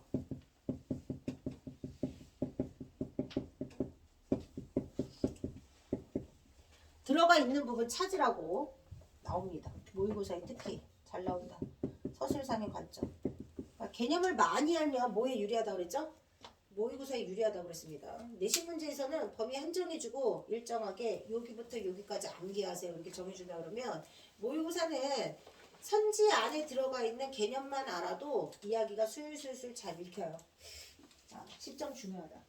그래서 12번은 1인칭 관찰자 시점이고, 그 다음 13번 1번입니다. 전지적 위치, 동그라미죠. 그 다음에 그 밖에 시험 빈출 어휘 개념이라고 나와 있죠. 자, 지난번 고전 시가와 마찬가지로 빈출 어휘 개념은 이번에 예비반 때 끝내는 겁니다. 별표 치시고 꼭 기억하시고, 자, 거기 희화 보이시죠? 동그라미 치세요. 그 다음에 장면의 빈번한 전환, 동그라미 치세요. 자, 희화화는 주로 해학과 풍자. 밑에 적으세요. 춘향전, 변사또. 뭔 말이야? 암행어사 출두요 했을 때 도망치는 변사또의 모습이 희화화되어서 나타납니다. 1학년 시험범이에요. 자, 그 다음에 봉산탈춤, 양반. 봉산탈춤에서 양반을 희화화시켜서 나타내는 풍자 방법이 있어요. 근데 보통 우스꽝스럽게 묘사하는 건 말이나 풍자 대상이 말이나 행동 또는 표정, 외양 등이 겉모습 등이 우스꽝스러우면 우스꽝스럽게 표현하면 풍자하려고 하는 대상, 풍자 대상이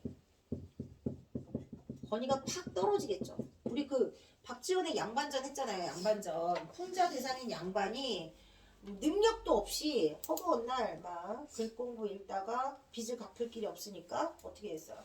막 울고 있잖아. 양반의 권위에 맞지 않게. 자, 이렇게 표현함으로써 풍자 효과를 높이는 게 요건데, 지금 얘기한 춘향전 시험 범위. 춘향전에서 희화화된 대상은 변사또입니다.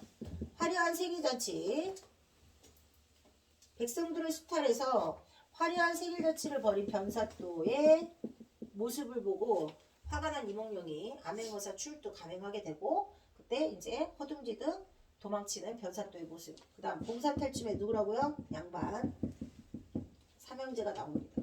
근데 이제 봉산탈춤 같은 경우는 양반 삼형제의 가면을 보면 왠지 외모가 어디가 조금 이렇게 모자라 보이는, 뭐 언청이라든지 눈은 삐꼬라든지 이런 외양 또는 행동 자체가 되게 경박스럽게 막 이렇게 등장을 해요. 이런 것들이 전부 다 희화화다. 그 다음에 희화화 방법 중에 이제 언어 유희, 말장난 이런 것도 들어가요. 그 다음에 장면의 빈번한 정화는, 자, 줄 치세요. 사건 전개의 속도가 붙으면서 긴장감, 줄 쳐. 사건 전개의 속도가 붙으면서 긴장감을 고조시킬 때 이런 유의 소설이 있죠. 뭘까요? 영웅 소설. 자, 이제 영웅 소설 중에 정말 아주 되게 사실적인 전투씬이 들어가 있는 군담 소설. 전쟁 씬이 담겨 있는 걸 군담 소설이라고 해요. 영웅 군담 소설에서 전쟁하는 장면 있지? 싸우는 장면. 여기에 장면에 빈번한 전환이 많다. 그 다음에 밑에 보시면 요약적 서술이 있어요. 동그라미 치세요. 요약적 서술. 찾았어요? 자, 사건의 중요한 내용만 간추려서 제시하는 것으로서 줄쳐 독자의 이해를 돕고 사건 전개 속도가 빨라지는 요약적 제시가 있어. 아까 얘기했던 메밀꽃 필무렵 했었잖아요. 메밀꽃 필무렵에서 허생원이 중간에 젊은 날에 한때 막 도박에 미쳐가지고 막 가산을 탕직했지. 내가 그때 그래도 한때 잘 나갔는데 내가 이놈만은 팔지 않았어? 이러면서 자신의 젊은 날 한 20, 30년 이야기를 짧고 굵게 요약해서 말해줄 때가 있어요. 뭔 말인지 알겠지? 요약적 서술과 반대되는 게 뭐냐면 보통 서술자가 직접 서술해 주거나 인물의 말을 통해서 직접 서술하는 요약적 제시는 사건 진행 속도를 빠르게 한다고 했어요. 사건을 긴장감 있게, 속도감 있게 막 빠르게 하려면 직접 요약해서 서술해주고 반대로 천천히 느리게 가야 하는 경우도 있어. 인물들의 대화를 통해서 사건이 어떻게 진행되고 있는지 알 수 있어요. 자, 그러면 사건 진행 속도가 대화로 알려줄 때에는 천천히 느리게 가는 효과가 있다. 자, 사건 진행 속도예요. 이 말은 대화를 통해서 아 그랬다고요? 그래서 어떻게 됐는데요? 그랬다고? 뭐 이러면서 대화하는 거 있지? 그럼 느리게 간다. 근데 아까 허생왕이 얘기한 것처럼 내가 말이야 왕년에 이렇게 얘기해 주는 건 뭐라고? 속도가 빨라진다. 그 뜻이야. 자, 그 다음 이제 복선 별표 치시고 앞으로 일어날 사건을 미리 암시해주면 뭐가 부여되냐? 필연성 동그라미 치세요. 자, 필연성의 다른 말은 인과관계입니다. 아, 이것 때문에 이래서 이렇게 벌어지는구나. 내가 아까 얘기했잖아. 콸콸콸콸 피가 쏟아진다고. 근데 이미 안 죽였다고 얘기하지만 다 누가 봐도 죽였을 것 같은 그런 놈이야. 오면서 얼마나 많이 죽였는데. 근데 그 딸을 살려주겠다고? 이런 것처럼 계속 밑밥을 깔아놔. 그걸 뭐라고 해? 복선. 그 다음 마지막에 현학적 동그라미 치세요. 자, 학문적 수준이 아주 뛰어나다고 자랑하고 뽐내는 거. 자, 그래서 만약에 1학년 시험 범위에 현학적 태도라는 말이 들어갈 수 있는 거 하나 나온다 그러면요. 그 옆에 적어 놓으세요. 자, 옛날에는 그 계젖장수들이 여기저기 동네를 다니면서 젓갈 사세요 막 이러거든. 근데 젓갈 사세요 이러면 될 것을 동란지 사세요 하면서 파는 계젖장수가 왔거든요. 근데 그 계젖이 막 이렇게 저렇게 생겼습니다. 그 꽃게 있죠, 꽃게. 껍질이 딱딱하고 팔이 2개가 있고 작은 다리 4개가 있고 이런 거 막 이렇게 설명해주면 좋잖아. 근데 요즘으로 치면 이런 거지. 영어를 막 섞어서 쓰는 거예요. I'm 진실이에요. 진실인가? 진심인가? 뭐지? 이제 전청도 좀 사그라졌나? 아, 실례인가? 와, 그 어떤 의미인지 알지? 왜 그렇게 좀 영어 같은 거 섞어 쓰는 걸까요? 있어 보이는 유학파이고 싶은 거잖아요. 누가 봐도 한국 출신인데 옛날에는 있어 보이려면 영어 대신 뭘 썼을까? 한자를 많이 쓰면 되는 거야. 그래서 유식한 척 한자를 막 남발해서 파는 계젖장수 일단 적어 놓으세요.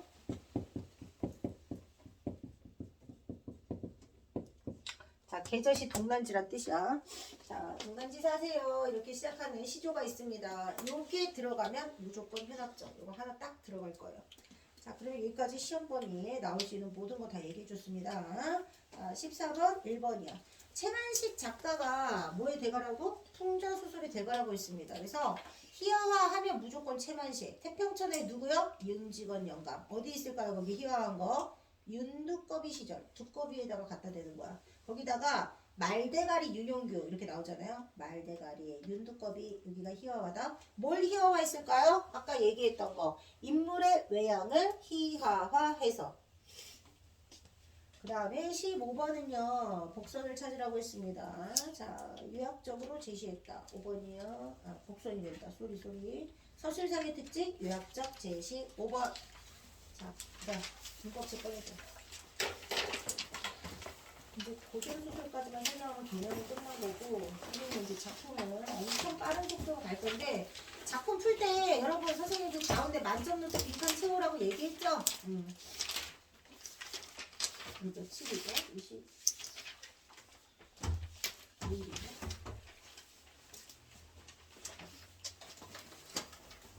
자, 물 먹을 사람 물 먹고 닭강도 먹고 여자애들은 졸지를 않아서 진짜 내가 수업할 맛이 나. 응? 이거나 필기 다 해봤니? 선생님 저번에 보내준 거?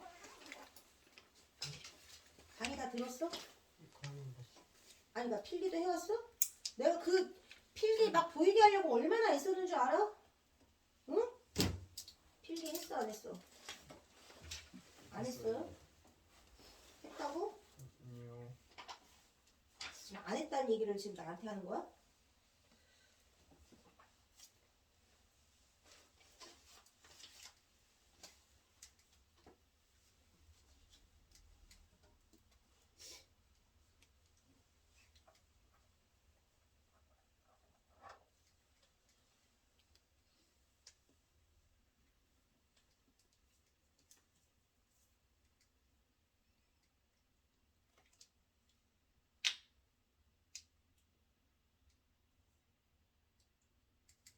아씨, 아 어떡해, 미치겠다.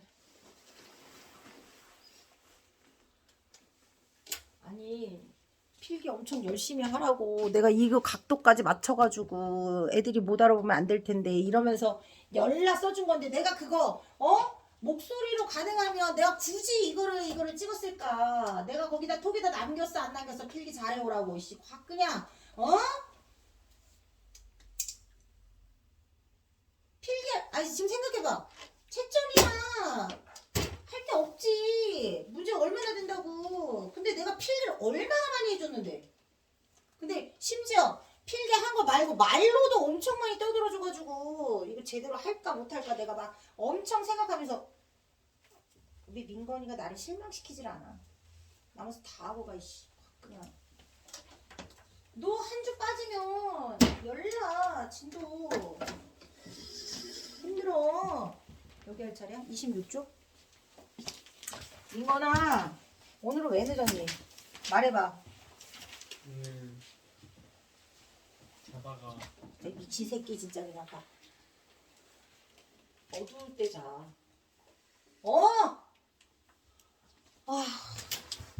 밤새 또 뭐 하고 그냥 자다가 너 공식 필기 해오라고 한 거 지금 제대로 너 말고 한 명 더 있어 오늘 조질래 둘이 손잡고 아주 사이좋게 오늘 다 하고 가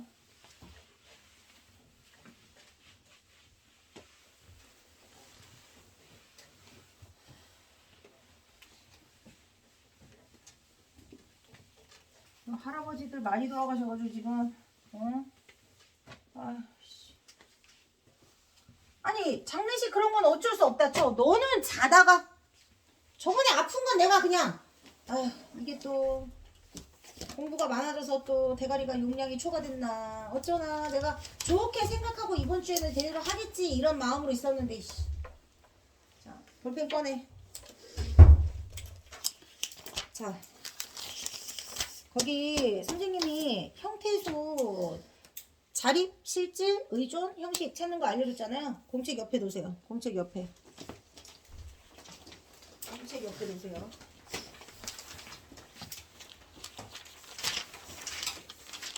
잘 쓰세요. 책 덮고, 책 덮고, 책 덮고 공책만 피세요. 책 덮고 공책만.